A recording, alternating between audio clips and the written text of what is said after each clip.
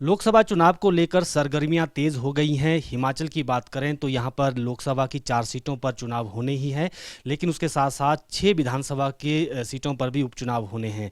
भाजपा ने अपने कैंडिडेट दे दिए हैं और अब इंतजार कांग्रेस पार्टी का हो रहा है कि उनके कैंडिडेट कब कब आएंगे और किन मुद्दों के साथ ये चुनाव लड़ा जाएगा। इस वक्त खबरें अभी तक के साथ मौजूद हैं कैबिनेट मंत्री जगत सिंह नेगी, इन्हीं से बातचीत करेंगे। सर, बीजेपी के उम्मीदवार तो मैदान में है, कांग्रेस के उम्मीदवारों का इंतजार हो रहा है। कब तक ये इंतज़ार ख़त्म हो जाएगा, कैंडिडेट्स आ जाएंगे, चुनाव कैंपेन शुरू हो जाएगा?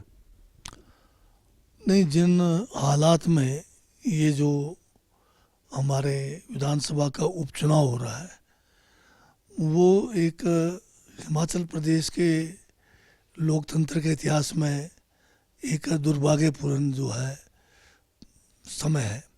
क्योंकि जो विधायक 5 साल के लिए चुनकर आए थे उनको जो है धन बल प्रलोभन के द्वारा बीजेपी जो है अपनी तरफ ले गई और अपनी तरफ ले जाने के बाद बड़ी बेशर्मी के साथ उनको जो है अपनी पार्टी में भी ज्वाइन कराया, उनको डिस्क्वालीफाई भी कराया और उनका जो है पहले तो ये रोना रोते रहे कि ये जो है जो डिस्क्वालिफिकेशन है वो बड़ा गलत हुआ है और उसको लेकर ये सुप्रीम कोर्ट तक गए। और आपने देखा होगा सुप्रीम कोर्ट में जब कोई उनको किसी किस्म की जो है राहत नहीं मिली, उनको अपने दल में शामिल करा दिया भाजपा में।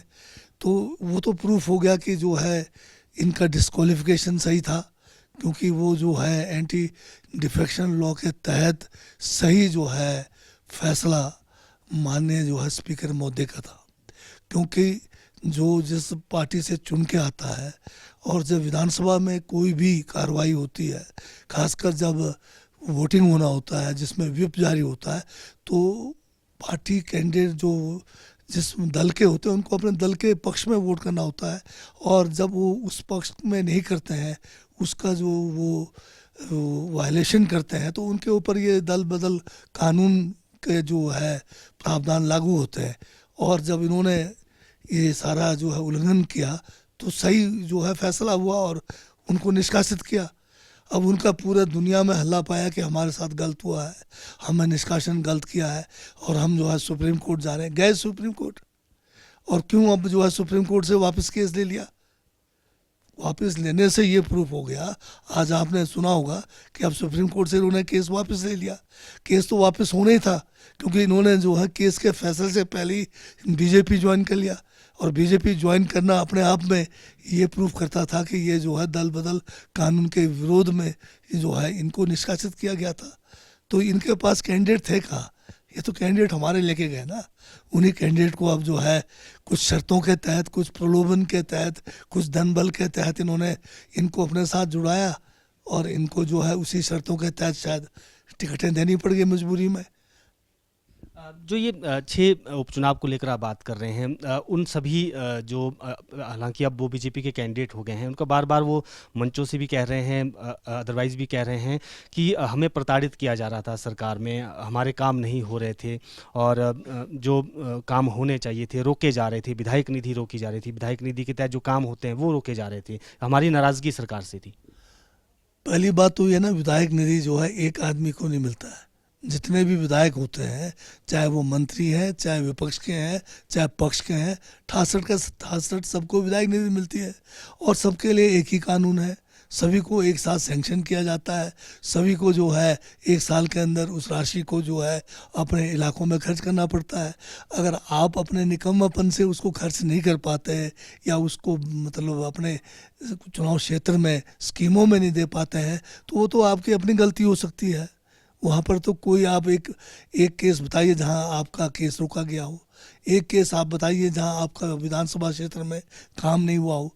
अगर कोई भी पार्टी से या सरकार के अंदर आपको किसी किस्म की कोई शिकायत थी तो ये पार्टी का मामला था। इस मामले को आप सीएलपी में उठाते। मैं तो हर सीएलपी में गया, कभी मैंने इन 6 विधायकों को सीएलपी में अपने इलाकों से संबंधित या उनके साथ किसी किस्म की जो है कोई भेदभाव किया जा रहा है या उनके काम नहीं हो रहे हैं, उस किस्म के मुद्दों को उठाते हुए मैंने तो ना सुना ना देखा है। तो ये कहना बिल्कुल जो है गलत है। ये एक बहाना है केवल कि जो इलाके के चुनाव क्षेत्र के लोग भी जानते हैं कि 14 महीने में इनके चुनाव क्षेत्रों में काम हुए हैं। अगर काम नहीं हुए होते तो उसका रोष कहीं ना कहीं आना था, परंतु ये तो केवल प्रलोभन के कारण जो है सत्ता से जो है जो सब पक्ष है दूसरे पक्ष में जाकर शायद उनको मंत्री बनाने के जो है सपने दिखाए गए, शायद धन बल का बहुत बड़ा इसमें इस्तेमाल हुआ होगा। तो इन प्रलोभनों के चलते हुए सारा कुछ हुआ है। 3 निर्दलीय विधायकों ने भी इस्तीफा दे दिया। अब उनका आरोप है कि स्पीकर इस्तीफा स्वीकार नहीं कर रहे हैं।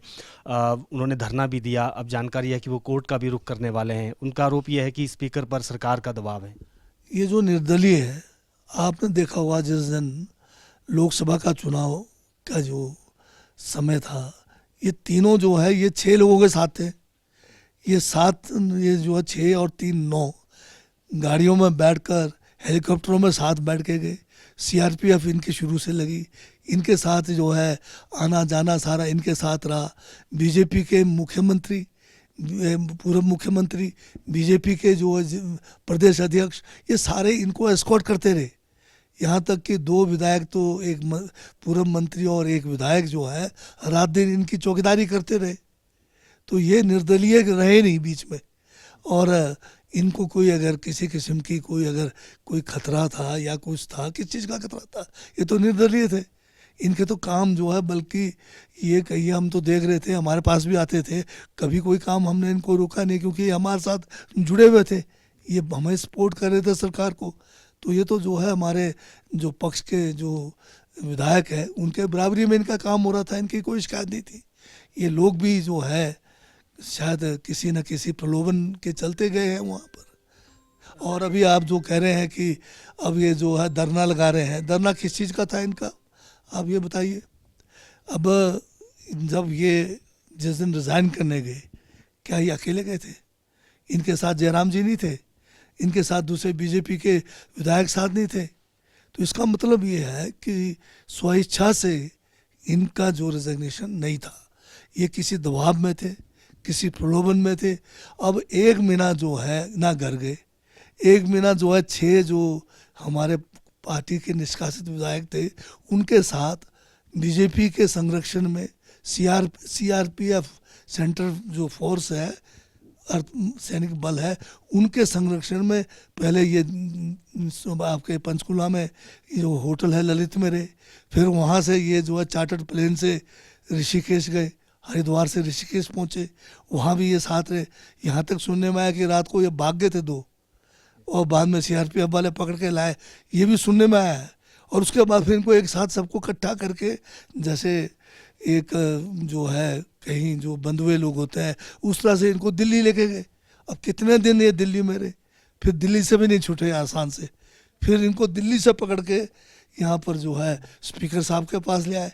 विधानसभा में भी स्पीकर साहब उस समय नहीं होंगे तो उनके रेजिडेंस पे भी ये लोग जो है साथ में पकड़ के ले गए। तो ऐसे हालात में इंक्वायरी होना ज़रूरी है कि क्या ये स्वेच्छा से जो है रिज़ाइन कर रहे हैं, क्या इनके ऊपर केंद्र सरकार का दबाव तो नहीं है, क्या इनके ऊपर जो है बीजेपी पार्टी के दबाव तो नहीं है, कोई प्रलोभन तो नहीं दिया गया है, या कोई इनको डर तो नहीं सता रहा है। तो ये तो सबके सामने जग जाहिर है। ऐसे में स्पीकर साहब ने सही जो है इनसे मांग किया है कि आप अपना जवाब दीजिए कि आप जो है क्या स्वेच्छा से तो है, या आप किसी डरावे में या कोई धमकाने के कारण या कोई प्रलोभन के कारण तो नहीं दे रहे। तो ये एक लोकतंत्र की प्रक्रिया है और ये कानूनन सही है स्पीकर साहब का कि देखना तो पड़ेगा ये बेचारे कितने मुसीबत में तो नहीं है। इंक्वायरी आ जाएगी, क्या डर है इनको। अब इनको ज़बरदस्ती जो है तख्तियाँ देकर वहाँ पर ज़बरदस्ती बिठाया हुआ, वहाँ विधानसभा में जिस दिन धरने लगा रहे तो चारों तरफ फिर भी बीजेपी वाले, और अब तो बीजेपी वालों ने इनको अपनी पार्टी में भी शामिल कर लिया। बताइए ये कैसी मतलब किस्म के इनका जो है रेजिग्नेशन हो रहा है। एक तरफ से पार्टी में मिला रहे हैं, पहले रिज़ाइन कराने की बात कर रहे हैं, फिर पार्टी रिज़ाइन होने से पहले पार्टी में मिला रहे हैं। इनके ऊपर तो अभी एक और कानून का डंडा लगेगा, दल बदल कानून का डंडा लगेगा, ऐसे थोड़ी छूटेंगे ये। इनके ऊपर तो हमें तो अब जो है इसके ऊपर एक्शन लेने के लिए भी हमें आगे कार्रवाई करना पड़ेगा क्योंकि एक विधायक जब चुना जाता है वो संविधान के नियमों के तहत चुना जाता है, और जब जनता ने उनको निर्दलीय जो है के रूप में चुनकर भेजा है, अब वो किसी दल में अगर चले जाते हैं तो फिर उनके ऊपर भी ये जो हमारा जो एंटी डिफेक्शन लॉ है लागू है। सर, नेता प्रतिपक्ष जयराम ठाकुर एक बात बार बार कह रहे हैं कि 4 जून को जब रिजल्ट आएंगे तो देश में भाजपा सरकार बनेगी और उसी दिन हिमाचल में भी बीजेपी की सरकार बनेगी। इस तरह के दावे वो कर रहे हैं, इस पर क्या कहेंगे? नहीं, जयराम जी कब से ज्योतिषी बन गए? ये क्या ज्योतिष है या कोई इनके पास ऐसी कोई अलौकिक शक्ति है कि ये जो भविष्य के बारे में बताएंगे? ये तो जब से इनको लगा कि धन बल से, प्रलोभन से ये सोचते हैं कि सरकार गिरा लेंगे, बड़े मुंगेरी लाल के हसीन सपने देखते रहे, सारा सपना इनका चकनाचूर हो गया है। अब ये तड़प रहे हैं। ये तो सत्ता की इतनी ज़्यादा भूख है इनको कि ये बिना सत्ता के, जैसे मछलियाँ जो है सामने देख रहे हैं आप, बिना पानी से बाहर निकालेंगे तड़पती है, सत्ता से बाहर ये तड़प है इनकी। ये कोई समाज सेवा के लिए नहीं है। जो एक नियम बनाए हुए नियमों को तोड़कर ये एक सरकार बनाना चाहते हैं जो लोकतंत्र के खिलाफ है, संविधान के खिलाफ है, नैतिकता के खिलाफ है। ऐसे लोगों को तो जो है सत्ता में दोबारा कभी भी जो है इस देश की जनता, इस प्रदेश की जनता नहीं लाएगी। सर, आखिरी प्रश्न, क्या आपको लगता है कि अब कांग्रेस पार्टी मजबूत है? जैसी स्थिति यहाँ पर हिमाचल में बनी वैसी स्थिति नहीं बनेगी? देश में भी कांग्रेस के लिए अनुकूल माहौल है, प्रदेश में भी अनुकूल माहौल है, आपको लगता है? बिल्कुल। केंद्र के 10 साल की जो सरकार रही है, जो मोदी जी ने इस देश का सर्वनाश किया है, वो हिंदुस्तान के इतिहास में काले अक्षरों में लिखा जाएगा। आज देश जो है आर्थिक रूप से कंगाल हो गया है। देश की सीमाएं आज हमारी जो है हर तरह से सुरक्षित नहीं है। देश की आंतरिक जो है सुरक्षा का प्रश्न चिन्ह बना हुआ है। देश को आज जो है धर्म के नाम पे, जातियों के नाम पे जो है बांट दिया गया है। बेरोजगारी इतनी ज़्यादा हो गई है। आज किसान जो है यहाँ परेशान है, महंगाई चरम पर है और भ्रष्टाचार सारे रिकॉर्ड तोड़ चुका है। इलेक्ट्रॉन बॉन्ड के नाम से इतना बड़ा जो भ्रष्टाचार हुआ, आप ईडी का रेड कराते हैं, उन्हीं लोगों से फिर आप जो है इलेक्ट्रॉन बॉन्ड खरीदवा देते हैं।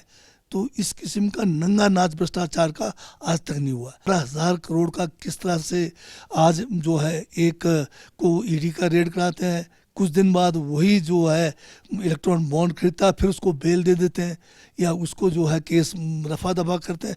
इस किस्म का भ्रष्टाचार आज तक सुनने में कहीं नहीं आया। ये हिंदुस्तान के इतिहास में नहीं, पूरे विश्व के इतिहास में इस किस्म का बड़ा भ्रष्टाचार आज तक नहीं हुआ है।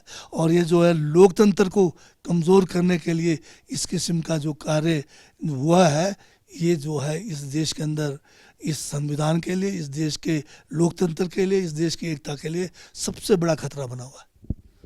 बिल्कुल, देश में भ्रष्टाचार हुआ है और जिस तरह से लोकतंत्र के लिए खतरा इन्होंने बताया है, और इसके साथ साथ इनका ये भी कहना है कि संविधान को तोड़ मरोड़ कर, नियमों को तोड़कर सत्ता पर कब्जा करने की कोशिश भी केंद्र सरकार कर रही है। वीडियो जर्नलिस्ट शंकुर के साथ प्रदीप ठाकुर, शिमला।